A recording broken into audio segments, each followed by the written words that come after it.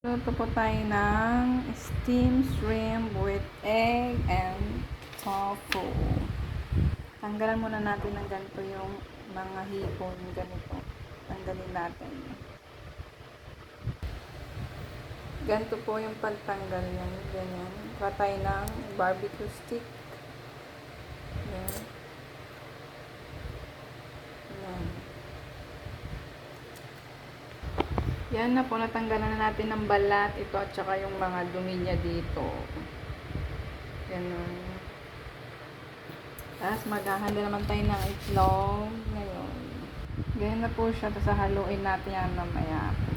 Namang tofu, kailangan hugasan natin to Tapos hiwain. Hiwain po ng ganito natin yung tofu, ganyan po siya kanipis. Ganyan lang siya. Ganyan po kalaki yung tofu, mga isang ganun lang. Tapos nahiwa natin yung tofu ng ganito kaninipis. Lalagay na po natin sa isang lagayan. Po tayo ng para siyang mangkok na malaki. Ganun siya Lalagay po natin siya dyan, isa-isa. Ilalatag po natin siya. Ilatag na po natin yung mga tofu dito, ganun. Lalatag na po naman natin yung hipon. Ito, dito. Isa-isa, ganito po. Lalatag natin siya, ganun.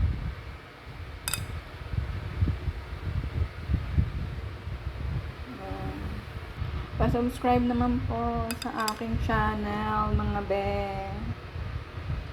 Salamat po.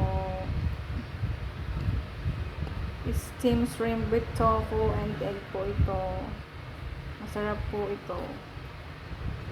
Burrito to ng mga amo ko. Chinese food. Yan po, nailatag na po natin yung shrimp sa tofu. Next naman po yung itlog. Kailangan po natin i-scramble yan. Salagyan natin ng konting tubig para malambot po yung yung itlog niya po. Okay. Ilagay po natin ng bechin sa itlog. Pampalasa po. Tapos pamintang durog, konti lang din po. Tsaka asin. Konti lang din po siya.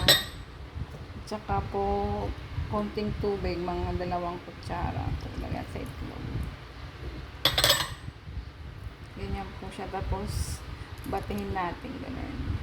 Batihin po natin yung egg hanggang ma-combine yung mga sangkap siya.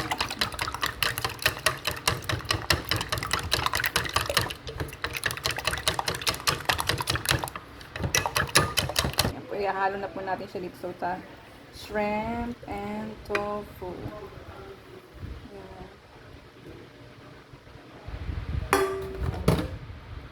Ayan na po siya. Kailangan nakalubog po yung shrimp dyan.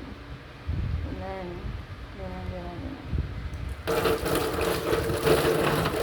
Tapos balutin na po natin ng plastic wrapper siya.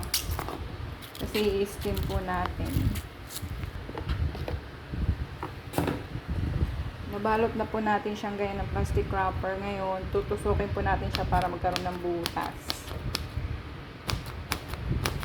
Para makahinga po yung sa loob, hindi siya malagyan ng mga tubig. Yung makakahinga po siya. Ganyan lang po, maliliit lang. Okay. Hindi na po siya gano'n. Ng 2 tasang tubig para i-steam po ito. Lagay po natin sa steamer. Lagay na po natin siya dito sa steamer. Yung egg, tofu na may shrimp. Lagyan po natin ng tubig para po ma-steam siya. Buksan na po natin para ma-steam.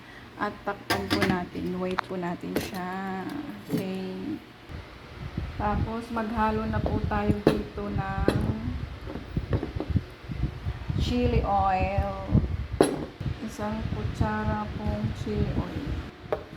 Isang kutsara pong chili oil. Maghalo-haloin po natin siya. At sesame oil. Isang kutsara din po ang ilalagay. Po kalahating kutsara.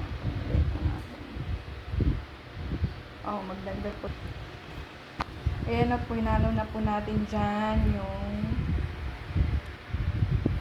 chili oil, isang kutsara. At sesame oil din po, isang kutsara. At toyo, isang kutsara din po. Pwede po natin yan mamaya doon pag naluto yung steamed shrimp with tofu and egg. Kuha po tayo ng spring onion. Hiwain po natin ito ng maliliit. Kailangan nahugasan na po natin siya bago po natin hiwain na. Kaya na po siya, nahiwa na po natin na ng maliliit. Nalagay po natin siya mamaya sa ibabaw ng steamed shrimp with tofu and eggs. Itong mga to.